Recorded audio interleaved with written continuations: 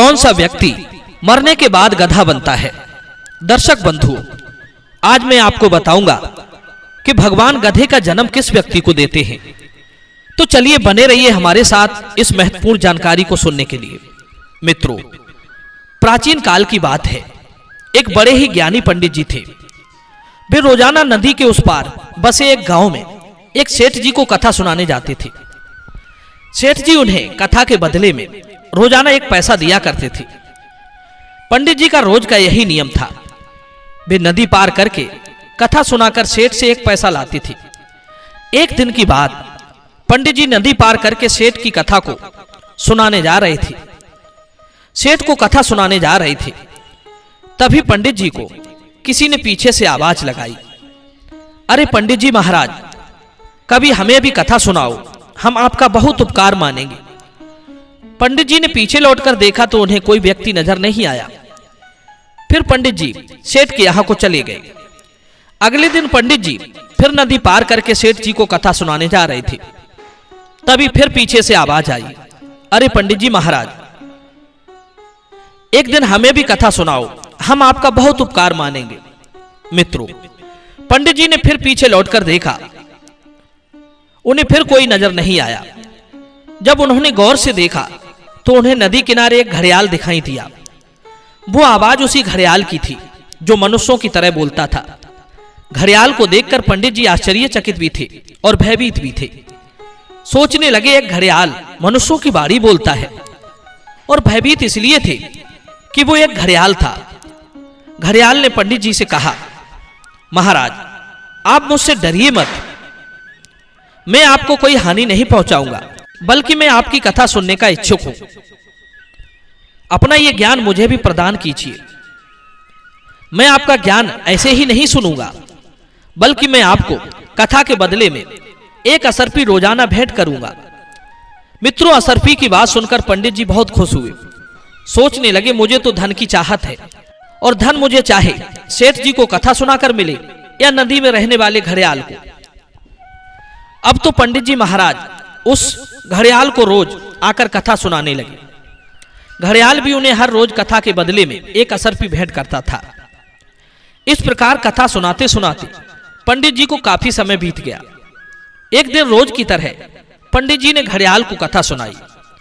तब घड़ियाल बोला, हे पंडित महाराज, अब मेरा समय पूरा हो चुका है, मैं काशी में जाना चाहता हूं, क्या आप भी मेरे साथ चलोगे?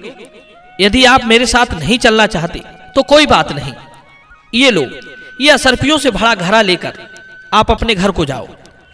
मित्रों, पंडित जी ने काफी सोच विचार के बाद घड़ियाल से वो घड़ा हाथ में ले लिया और काशी जाने से मना कर दिया। अब तो वे घड़ियाल से असरफियों से भरा घड़ा लेकर अपने घर को लौटने लगे। पंडित जी को विदा करने के बाद पीछे से घड़ियाल जोर जोर से हंसने लगा। घड़ियाल को इस तरह अचानक हंसता देखकर पंडित जी बड़े संशय में पड़ गए कि इतनी जोर जोर से घड़ियाल क्यों हंस रहा है। पंडित जी पुनः लौट कर आए और उसके जोर जोर से हंसने का कारण पूछने लगे। तब घड़ियाल बोला, हे महाराज, मेरे हंसने का कारण यदि आप वास्तविक जानना चाहते हैं तो आपके पड़ोसी धोबी के घर एक गधा पला हुआ है। मेरे हंसने का कारण आप उस गधे से पूछ लीजिए, वो आपको सारी बात बता देगा। अब तो पंडित जी और भी ज्यादा हैरान थे कि घड़ियाल के हंसने का कारण एक गधे को पता है, और मैं गधे से जाकर पूछूंगा तो लोग क्या कहेंगे। अब तो पंडित जी अपने घर लौट आए और 2-3 दिन तक उसी बात को लेकर दुविधा में पड़े रहे कि घड़ियाल ने मुझसे ऐसा क्यों कहा। आखिरकार उनसे जब नहीं रहा गया तो वे धोबी के घर जा पहुंचे और उस गधे के आगे जाकर खड़े हो गए। पंडित जी ने सकुचाते हुए गधे से पूछा। सकुचाते हुए इसलिए पूछा क्योंकि वे स्वयं एक ज्ञानी पंडित थे, और पंडित होकर गधे से पूछना ये उनके लिए सबसे बड़ी लाज की बात थी कि लोग देखेंगे सुनेंगे तो क्या कहेंगे। आखिरकार उन्होंने उस बात को गधे से पूछ ही लिया कि हे गधा महोदय, घड़ियाल के हंसने का कारण क्या था। उन्होंने पूरी बात बताई। मित्रों, वो गधा भी मनुष्यों की बाणी में बोलता था। गधे ने पंडित को समझाना शुरू किया, हे महाराज, ध्यान से सुनो, पूर्व जन्म में मैं एक राजा का मंत्री था। उस समय राजा का मुझसे अत्यंत लगाव था, इसलिए राजा साहब मुझे हर समय अपने साथ रखते थे। मैं भी राजा का अत्यंत प्रिय होने के कारण सभी राजसी सुखों को उनके साथ रहकर भोगता था। एक दिन राजा ने मुझसे काशी जाने की इच्छा प्रकट की। उन्होंने अपने साथ मुझसे भी चलने का आग्रह किया। भला मैं राजा के साथ जाने से इनकार कैसे कर सकता था। इसलिए मैं और राजा दोनों लोग काशी नगरी में पहुंच गए। वहां गंगा के घाट का नजारा इतना मनोहर था कि राजा साहब का वहां मन लग गया। हम दोनों लोग एक माह तक काशी का भ्रमण करते रहे। एक दिन राजा साहब ने मुझसे कहा, मंत्री जी, मेरा तो अब यहां मन लग गया है। मैं अब यहीं रहना चाहता हूं। यदि तुम्हारी इच्छा हो तो आप भी मेरे साथ यहीं रहिए। यदि आप जाना चाहते हैं तो मैं आपको रोकूंगा नहीं। आप ये हीरे मोतियों का भरा हुआ घड़ा ले जाइए और नगर में जाकर आनंद से राज सुख भोगिए। गधा बोला, पंडित जी महाराज, मैंने राजा से वो हीरे मोतियों से भरा हुआ घड़ा ले लिया और नगर को वापस लौट आया। राजा के सिंहासन पर बैठकर मैं राज्य करने लगा। उसी दोष के कारण मुझे इस बार गधे का जन्म मिला, क्योंकि मैंने मोक्ष का मार्ग त्याग कर संसारिक सुखों का मार्ग चुना था। इसलिए विधाता ने मुझे दंड स्वरूप गधा बनाया है। जो गलती मैंने की वही गलती आपने भी की।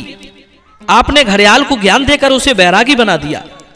घड़ियाल तो मोक्ष के मार्ग को पहचान गया, परंतु आप सब कुछ ज्ञान अपने पास रखते हुए भी मोक्ष के मार्ग पर नहीं जा सके।